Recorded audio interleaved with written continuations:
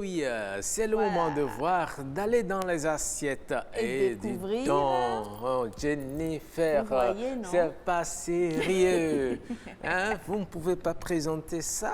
Ben, écoutez. C'est pour vous donner des idées de repas, Rox. Je ne fais que mon travail. Franchement. Vous donner des idées de repas. Donc, qu'est-ce que vous voyez là? Oh, je vois d'abord un bon poisson braisé. Oui, imaginez qu'il est chaud et fumant. Oh là là. Vous continuez quoi, hein? On voit un bon poisson bien en chair. Hein?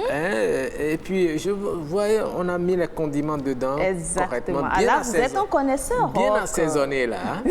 Et il y a le piment à côté avec le jus. Voilà. Et puis de l'autre côté, deux boules d'acassa. Voilà. Oh, ça veut dire que vous êtes un connaisseur également. Est-ce que vous savez que c'est mon repas préféré? Oh là là, vous voyez que je vous fais plaisir comme ça. Ce qui veut dire que j'ai droit à un plat. Ne me faites pas plaisir comme ça.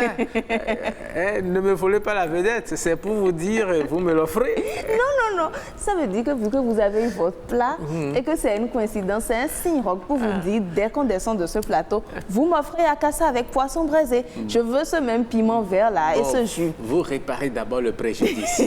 Hein, le préjudice, vous le réparez d'abord en me l'offrant. Puisque j'ai été la première à demander. Puisque c'est mon repas préféré et que vous m'avez provoqué, vous me l'offrez à la descente. Bon, on va s'offrir ça. Hein? On va trouver le moyen de s'offrir ça. Ah, d'accord. Oui, mais vous commencez d'abord. Et de l'autre côté, vous voyez, Pasteur Zan, il salive là. En tout cas, à midi, il peut y penser, manger ça, pourquoi pas. C'est un bon repas. Tout à fait. En tout cas, il sera ici tout à l'heure. Exactement. Voilà. Alors, Jennifer, vous avez prévu également quelques astuces pour nous aujourd'hui. Oui, aujourd'hui, nous allons parler des astuces. Nous sommes mardi. Et vous savez, nous sommes en période de pluie, Rox. Nous sommes en période de pluie, donc la foudre s'est vite arrivée. Vous savez que les appareils peuvent également recevoir des coups lorsqu'il y a la pluie à cause de la foudre. Donc, il y a des moyens de protéger vos appareils électroniques de la foudre. Très bien. Comment protéger les appareils électroniques de la foudre? C'est ce que nous allons voir dans Astuces.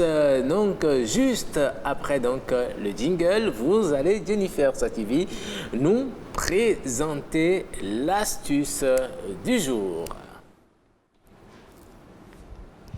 J'y vais. OK. Voilà, alors il y a plusieurs astuces, mais nous en avons sélectionné juste 4 qui sont très faciles. Dès que vous sentez qu'il y a des pluies, il vaudrait mieux, c'est vrai que beaucoup ne seront pas d'accord, mais il vaudrait mieux débrancher tous vos appareils électriques. Vos appareils électriques, téléphone, télévision, tout ce que vous avez comme appareil électrique, il vaut mieux les débrancher parce qu'ils risquent de recevoir des coups et voilà, être endommagés et pourquoi pas créer d'autres problèmes, voire des incendies. Donc, lorsque vous n'êtes pas prêt à débrancher tous vos appareils et que vous tenez à suivre ce que vous suivez, optez donc pour des prises et des multiprises parafoudre. Il suffit d'aller vers des vendeurs, des personnes qui s'y connaissent et demander les multiprises parafoudre si vous n'êtes pas à votre domicile pour débrancher vos appareils. Par exemple, lorsqu'un orage éclate, les prises et les multiprises parafoudre permettent de les protéger en évitant les surtensions à cause, parfois avec le matériel sensible que nous avons, télévision dernier cri par exemple. Vous pouvez également équiper d'un onduleur et il se compose d'une batterie intégrée qui se charge de prendre le relais quelques instants en cas de coupure de courant afin que cette dernière ne soit pas trop brutale et donc dommageable. Posez également un parafoudre qui est différent du multiplice parafoudre. C'est un dispositif interne contre l'orage. Le parafoudre s'installe sur le tableau électrique et permet de détourner une surcharge causée par un coup de foudre vers la terre, par exemple, afin de préserver l'ensemble de l'installation électrique. Également, il faut installer un paratonnerre extérieur. Et là, quand vous l'installez, c'est des installations, vous pouvez voir votre électricien qui vous dit ce qui est convenable. Il se charge de tout faire, je crois, avec 50 000, 40 000, vous avez déjà tout ça. Donc, le paratonnerre extérieur, lui, la foudre est directement conduite vers la terre sans se propager dans la structure où elle risque de causer un incendie.